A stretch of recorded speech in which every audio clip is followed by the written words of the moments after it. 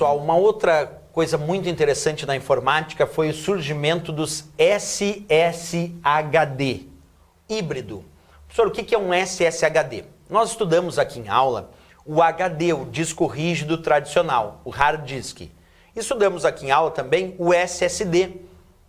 A diferença entre o HD e o SSD foi o custo, que o SSD é mais caro, o HD é mais barato, mas o SSD é mais rápido, e o SSD também consome menos energia. Beleza, então tem vantagem do HD, que é o custo, e tem vantagem do SSD, que é ser mais rápido e consumir menos energia. Tem vantagem também do HD, que por ser mais barato, ele tem uma capacidade média de armazenamento dos HDs que a gente encontra no mercado maior. E aí eles encontraram uma solução muito interessante. Encontraram a solução do SSHD. O SSHD é um híbrido. Por que eu chamo o SSHD de híbrido? Porque dentro de um SSHD tem discos rígidos, tem discos girando em alta rotação, tem braços se movendo, tem um ímã na ponta gravando os dados, quer dizer, um magneto, um ímã gravando os dados na superfície dos discos desse SSHD. Portanto, dentro do SSHD tem disco rígido, tem HD, tem dispositivo de armazenamento magnético. Mas, aqui dentro desse SSHD também tem microchips de memória flash, quer dizer, dentro dele também tem SSD. Então, se nesse dispositivo híbrido tem disco rígido, tem HD, e também dentro dele tem microchips de memória flash formando SSD, então ele é uma união. No mesmo dispositivo ele tem o HD, tem o disco rígido e tem o SSD. Por isso que ele foi chamado de SSHD, que é um híbrido que junta no mesmo dispositivo de armazenamento os dois outros. Então tu imagina tu comprar um computador e no mesmo dispositivo tem disco rígido, tem HD e tem o SSD. Aí nós vamos dizer que ele se chama SSHD. Então tá lá, é uma combinação das tecnologias de unidade de estado sólido, que é o SSD, que como eu disse é mais caro, mas consome menos energia, é mais rápido, e o disco rígido, o HD, o HDD, que é mais lento, porém mais barato. Os discos híbridos de estado sólido, os SSHD, unem essas tecnologias, é híbrido, de modo eficiente, fornecendo desempenho semelhante ao SSD, porque ele tem a parte SSD, então ele é rápido como um SSD, e capacidade de armazenamento de um disco rígido. Lembra? O SSD, embora rápido, acaba sendo menor em função do custo. E o HD, por ser barato, é lento, mas é muito grande.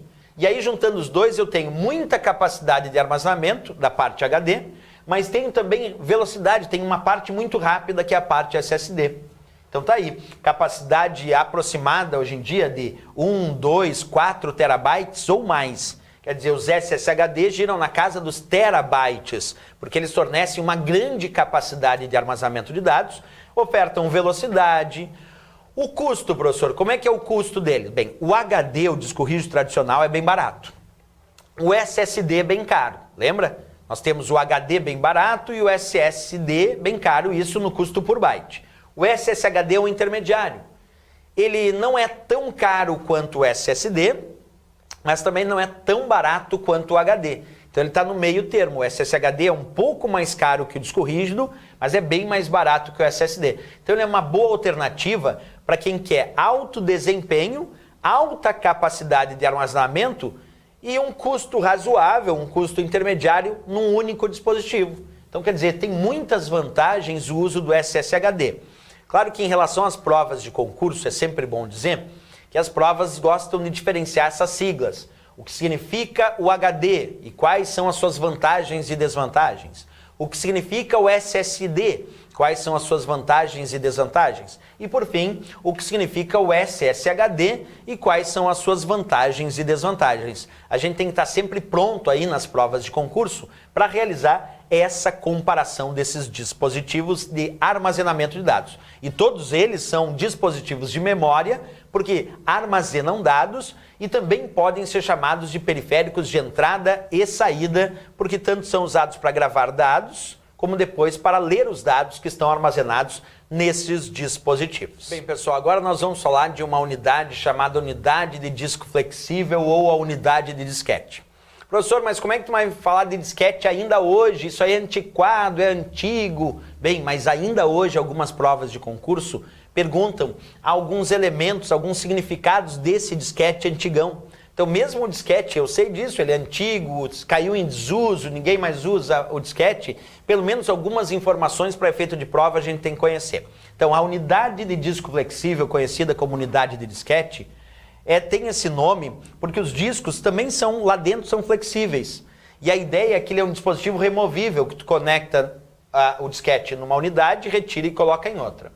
Ele também, assim como o disco rígido, era um dispositivo de armazenamento magnético. Quer dizer, para gravar e para ler os dados no disquete se usava um processo magnético, ímã.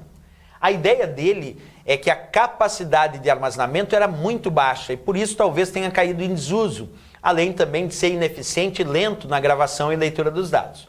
Mas os disquetes que se tornaram mais populares no finalzinho da sua utilização eram os disquetes de 3,5 polegadas e a capacidade mais comum encontrada era de 1,44 megabytes. Capacidade muito baixa de armazenamento.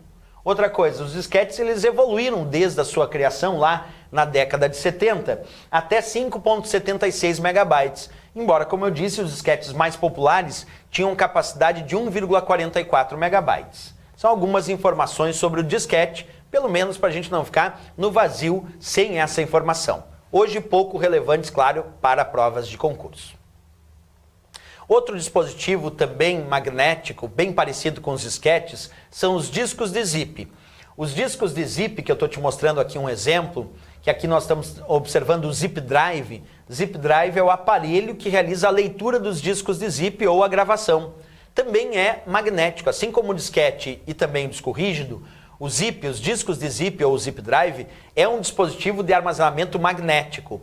Ele também é apresentado em discos de 3,5 polegadas, mas com capacidade de armazenamento muito maior que o disquete tradicional, podendo variar de 100 megabytes, 250 megabytes a 750 megabytes. Então os discos de zip, que atualmente também estão caindo em desuso, tem armazenamento magnético, 3,5 polegadas também, só que são mais grossos, e tem capacidade de armazenamento maior que os disquetes tradicionais. Como eu disse, é um outro exemplo de dispositivo que acabou caindo em desuso, que hoje pouquíssimas pessoas lembram ou utilizam os discos de zip também.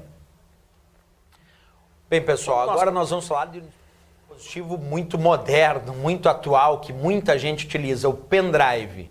Quais são as características técnicas de um pendrive inicialmente? Primeiro, o pendrive é um dispositivo de armazenamento portátil que usa a memória flash, a mesma memória que eu indiquei, por exemplo, lá para o SSD.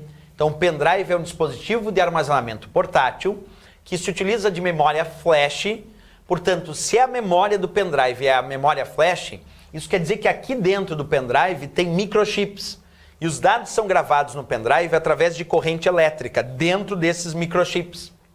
Bem, então a ideia é que se os dados são gravados no pendrive com corrente elétrica, nesses microchips de memória flash, então ele é um dispositivo de armazenamento eletrônico ou eletroeletrônico. É isso. Outra coisa, ele usa memória flash, sim, é claro, e conexão USB. Então o pendrive é um dispositivo de armazenamento portátil que utiliza a memória flash e conexão USB. A sua capacidade de armazenamento de dados hoje em dia gira na casa dos gigabytes. 1 GB, 2 GB, 4, 8, 16 GB, 32, 64, 128 GB, 512 e, pasmem, 1 terabyte ou mais. Eu já encontrei pendrive, embora muito caro e não é comum encontrar, mas já encontrei pendrive, na casa dos terabytes, dos trilhões de bytes, porque assim como acontece com outros dispositivos de armazenamento, o pendrive também evoluiu ao longo dos anos na sua capacidade de armazenamento de dados. Então podemos dizer que o pendrive tem as seguintes características para revisar. Pendrive, dispositivo de armazenamento portátil, que utiliza memória flash, conexão USB, armazenamento eletroeletrônico, porque tudo que tem armazenamento em memória flash é um dispositivo de armazenamento eletroeletrônico. É de entrada e saída, porque eu posso gravar e ler os dados do pendrive.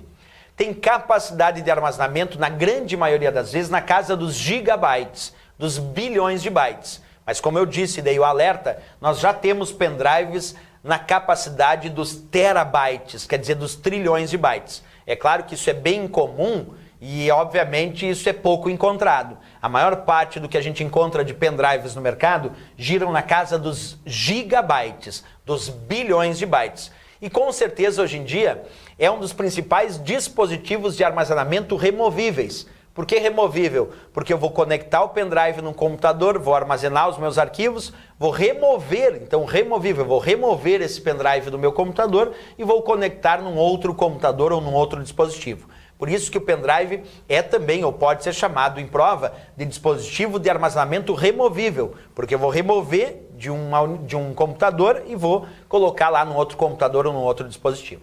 Tudo isso está certíssimo para o nosso pendrive. Cuida muito a história da capacidade usual de armazenamento. As provas de concurso normalmente indicam que o pendrive tem capacidade de armazenamento na casa dos gigabytes, dos bilhões de bytes. E outra dica, é muito rápido sim gravar dados no pendrive, porque ele é um dispositivo que usa memória flash. Claro que isso vai depender também de outros fatores, mas em regra geral, gravar dados num pendrive é um processo bem rápido se comparado a gravar dados em CD, a gravar dados em DVD. Nem falo do antigo disquete, é claro que era muito lento, mas o pendrive é considerado um dispositivo que consegue realizar uma gravação e uma leitura de dados de forma bem rápida lá no teu computador. Ok, pessoal? Era isso. Na próxima aula a gente continua com mais informações sobre os conceitos básicos de informática. Até a próxima aula.